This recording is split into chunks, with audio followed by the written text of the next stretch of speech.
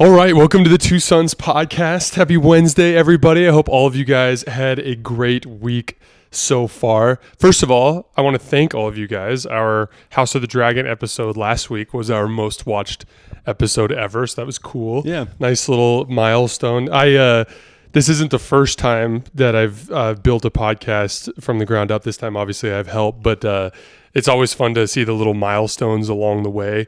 And a little over 300 of you guys watched or listened on the podcast or on YouTube to that episode, which was a really cool moment for us. So we really appreciate you guys rocking with us. Before we get started, if you guys wouldn't mind subscribing to our YouTube channel as well as following our social feeds and our podcast feeds as well, we would really appreciate it. I always leave a link tree in the description of our videos and stuff like that where you can get easy access to all of that stuff. Today we are recording episode 4 of House of the Dragon. Yeah. And then in a separate release, which will be coming out tomorrow, we'll be going over episode 3 of the Rings of Power. That one's going to be an interesting one. I did a bunch of deep dives on some stuff. And for those of you who are not big Tolkien fans, you'll learn a lot about some stuff. I won't spend too much time on it, but I'll hit some of the major pointers that I think will help frame this show. And then obviously I'll give you guys some instructions to skip over that if you already know all that stuff. But in this episode, this was a huge departure from what happened the previous week, which was very combat heavy. This was a narrative heavy episode. Right. I did think it was deeply important on a couple of different levels, though. I've got a question for you. Do you think firing Otto was a good choice? Yes, and I mean, because here's the thing: what did Rhaenyra say to him? That she basically said, "He's been playing you." Do you think he really has, though? I mean, Abso-freaking-lutely. okay. So, because at the end of the whole entire his grandson thing, Alicent's. Yeah.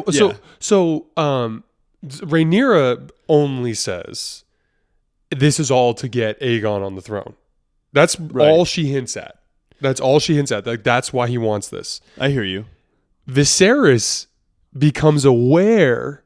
He's like, oh, you were sending Alicent to me after my wife died. And you could tell, like, in the final scene when he fires Otto, he literally is like, you sent your daughter to me when I was at my most vulnerable state. Is that egregious of a thing for Otto to do, though? So, and that's kind of my point, is like, the king probably has very few loyal people that are truly, truly loyal to him. I agree. I do think Otto was loyal to him. I don't know. This is interesting. I'm glad we disagree. Disagreeing is good. Yeah. I think Otto's a snake. I thought he was a snake from the beginning. Like, to me, I think he's going to definitely be a snake now. I think he knows Viserys is weak. I think he knows Viserys is going to die soon because he probably is aware of all of the little things going on with him physically. Yeah. Which, by the way, now we see he has a bunch of sores on his back and stuff like that.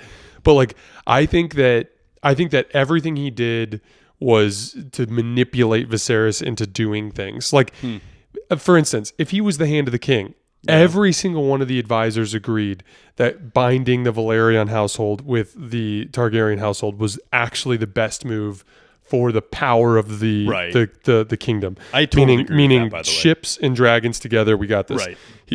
But Otto wanted to have his grandson on the throne. Yeah, That's what he wanted, and that's what he pushed everything towards. And like, and it's different. It's not like, it's kind of more cunning. It's kind of more Palpatine than it is, domineering. You know what I mean? Exactly. It's like he's It's super subtly kind of just forcing his way. And Right. I think Viserys. So, excuse me, guys. Sorry about that. I think Viserys accuses him of something at the end. So he basically points out, his history. Viserys has some good self-awareness. Because he always says, like, he's like, I'm not a good warrior. He's True. like, He's talking to Daemon about it. Yeah, he's like, my brother's a warrior. Yeah. Daemon. He's like, my father was a warrior and a great dragon rider. And he's like, but he ended up getting the hand of the king position from his uncle. And literally, like, he was there for 5 days and he died from like some sort of exploding stomach. Yeah. Did you hear that? A bloated gut or something like that. Yeah, some sort of bloated gut. I feel like that probably sounds like true medical talk. I bet he had like Oh my gosh, dude! Why can't it? It's Is like it like a small bowel obstruction? Or Yeah, like something a bowel that. obstruction, Yeah. something like that, right? Yeah, and then it just exploded, and then he got Right. septic or whatever, and then There's died. so many things where I'm just like, oh my gosh, like how would you treat that back then? Back then, nothing. You die. Which is kind of like the Plan B tea. We'll get to that. I'm just like, what studies did they do on that? No, honestly, like what Plan BT? Like this will definitely kill your baby. We don't know what else it does. Yeah, well, it's just gonna screw a lot of this up, and then like the baby's part of all the stuff that's gonna get killed. What's in it? Like dragon piss and like milk of the poppy. Is it just acid that like just, yeah, And corn? But like I think he kind not accuses, but like he what I picked up from that is like, I so don't trust you that I wouldn't be surprised if you killed my dad. Yeah. But and again, he's just so wavering because 1 second they're true homies, right? They're like best of buds almost. Like he has all of his faith in the hand of the king. That is what the hand of the king is, right? Mm-hmm. And then his daughter's like, well, you need to fire him. And he's like, okay, I'll do it.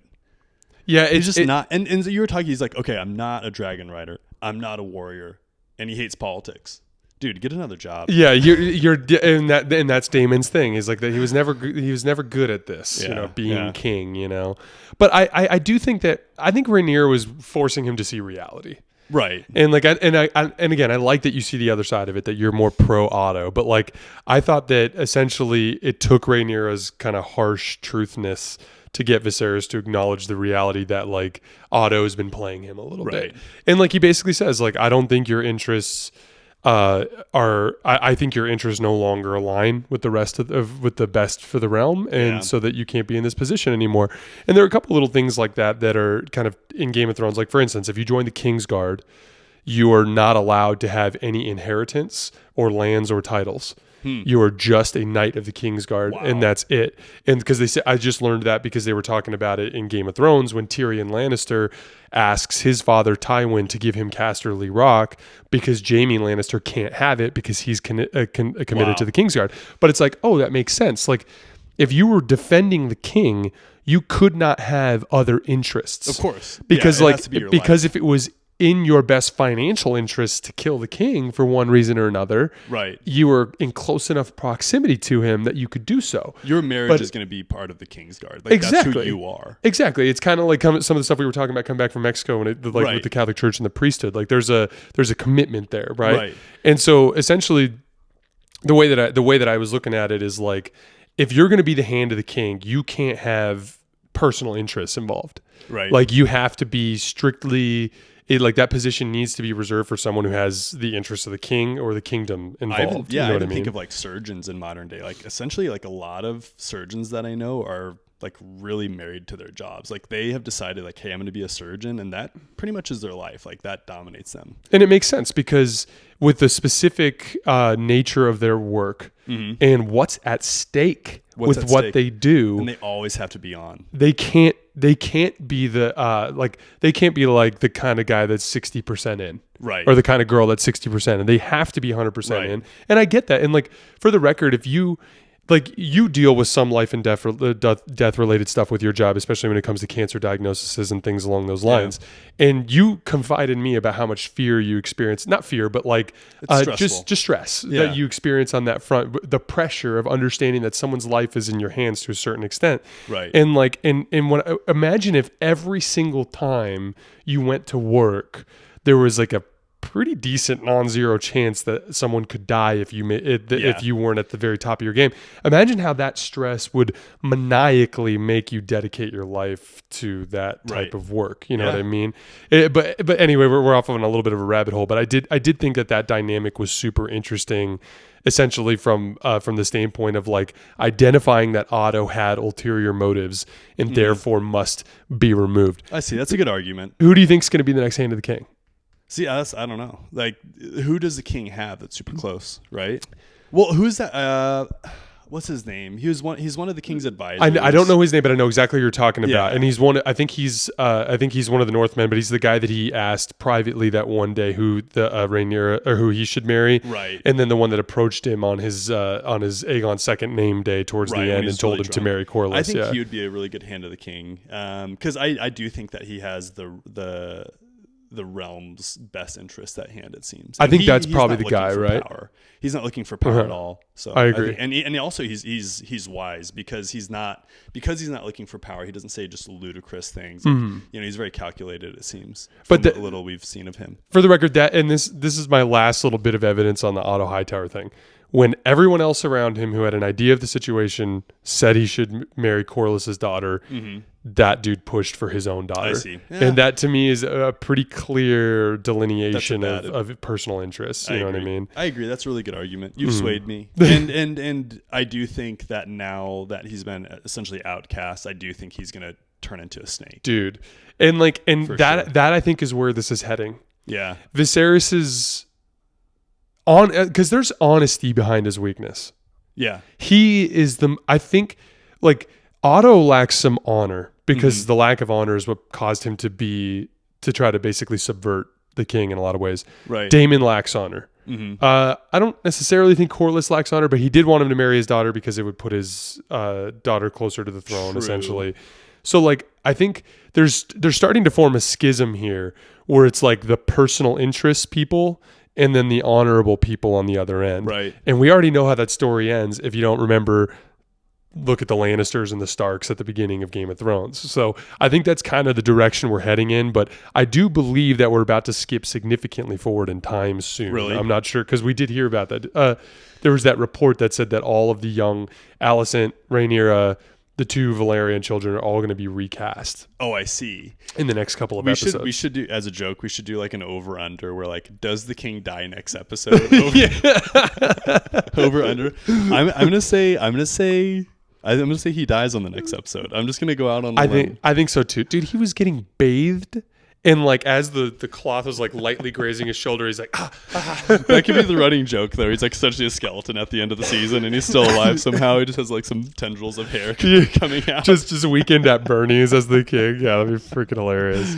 Was there anything else from this episode that we're missing? I think we need just Colts. Where's that all going? I don't know. Like, could you imagine how awkward of a situation that would be? Like, oh, the princess, like wants to get with you. It's like, okay, what do I do? Yeah, do you turn her down? No, I think he like- was into it. Oh, for the of record. course he was. But what if he wasn't? Like, well, true. I know, but like, that's a really good way to get yourself killed. oh, dude. Well, and of course, like she's basically now promised to marry Corliss's Right. son, the older one Right. that rode the dragon, which I think could turn into a bunch of cool stuff because now it's two dragon riders that could potentially be That's on the if throne. it happens. Yeah. Yeah, if it ends up happening, like who the heck knows at this point, dude. The turnover from week to week in the show as to like Just the power insane. dynamics are freaking insane, man. Right. But it does create a lot of drama, right? And that's the whole entire point of the show. And then the other thing too is if she doesn't drink the Plan B tea, then she could be pregnant with Cole's Dude, son. that And would be then- crazy. And then if she does start showing, everyone's gonna think it's Daemon's. Yes, and most importantly, that I think would be the final thing that would push Viserys to name Aegon the heir, is if Rhaenyra got pregnant. Because then I think at that point she wouldn't have any choice. And that could also deeply fracture so let's say, for instance, that Viserys keeps the secret. Like he basically tells Otto, like, Otto could run off and tell everyone. That's the issue. That's where this is going to go. Otto's going to run off and tell everyone. Now that I think knows? about Maybe. it, but yeah, But again, then- like the but then does pregnancy that- would ruin the Valerians would feel betrayed if Rhaenyra showed pregnancy. I think, For sure. especially if they promised marriage. Could you imagine? Oh, dude, And then the guy who she's supposed to marry is just like, I've been over here. We haven't had sex. Like, I promise you, I've been battling people. riding dragons and all the things. Do you think the king should have killed Daemon when he had him on the ground? He probably Viserys, dude. He's got so much honor. Yeah. That like to me, I think like casting him out and telling him to go back to the Vale to his wife, who apparently just lives without her husband up there. I know. But I think that whole concept is the furthest he'd ever be willing to go. I think because like I mean, from a not was it typical of his character, but if you were king in that situation, and if you're just ruthless. Like so think of what would be the ideal king in this situation, which is probably a ruthless human being. Like Joffrey. Would Joffrey have killed his brother Tommen if the same thing happened? Right. Yeah. Probably. Absolutely. Yeah. Yeah. Do you think it would have been, from a logistical standpoint, a better move for him to have killed Daemon? Absolutely. I think so from too. a logistical standpoint, a more ruthless hand would have saved Viserys a ton of trouble. Yeah. It's just a question of whether or not he'd be willing kill a to brother. do that, which he's just not. Yeah. And I mean, that's the thing. Like, there's a scene that we just saw in Game of Thrones where Brienne of Tarth is escorting Jaime back to King's Landing to make an exchange for Sansa. And to basically, because Catelyn Stark is sick of her children dying and wants to save one of her children, so she sends him. But Brienne of Tarth like passes like a random dude with a wagon, because they're avoiding the King's Road and they're going through the forest to try to hide. And they pass a random dude with the wagon, and Jaime Lannister's like, dude, you have to kill that guy. And she's like, I'm not going to kill him. And then Jaime's like, he's going to go tell that he saw me. Yeah. He recognized me. This is going to be a problem. And she's like, nope, not going to do it. And just because I've seen it before, I know that he literally goes and tells, and then the Starks end up catching him again. Or not the Starks, but the Boltons. So it's like, it's one of those things where, truth be told, you can save yourself a lot of the harm in life by being ruthless. It's just a question of how ruthless do you plan on being. And it goes both ways. And this is the important detail. Because when you are ruthless, you make enemies. True. Right. And it's a lot easier to navigate through life when you don't have enemies. And I think that's a great like life lesson just in your own life. Like whether it's in my line of work and especially in my line of work in the media, because like my peers in the business have massive followings. Like if I make enemies there, like it could hurt me in a lot. And same thing goes for you. Like if you wanted to be really ruthless with some of your patients, you could, but what if that led to them having a certain amount of animosity towards you that could lead to lawsuits and things like that? Like it could be really ugly. Like you going through life, there's always a balance between like advocating for yourself and making enemies. Would you rather live next to a neighbor that is your friend or your enemy? Right. That's exactly. It's really that simple. And it's like, what's it worth? It's like, okay, so I've got great neighbors, by the way. Like let's say your neighbor like accidentally kills some of your grass when they're, spraying for weeds. It's like, yeah, you can make a huge deal about it, create a rift, and then next time they might not kill your grass, or you can just go on with your life and they still probably won't kill your grass next time. That's a great point. It's picking your battles. Yeah. It's like, dude, one day you're going to need to borrow a shovel. So just, be cool. Yeah. Or you'll be on vacation and your Ring doorbell alarm will show something that looks a little bit sketchy and you need your neighbor to go check it out. No, and that's like more modern life when people are a lot more sensical compared to like Game of Thrones world. Yes. Game of Thrones world is like highlighting like just the worst part of humankind. Exactly. When there's so many great parts, which is like actually like one of the biggest contrasts I've seen with like The Lord of the Rings and Game of Thrones. Right.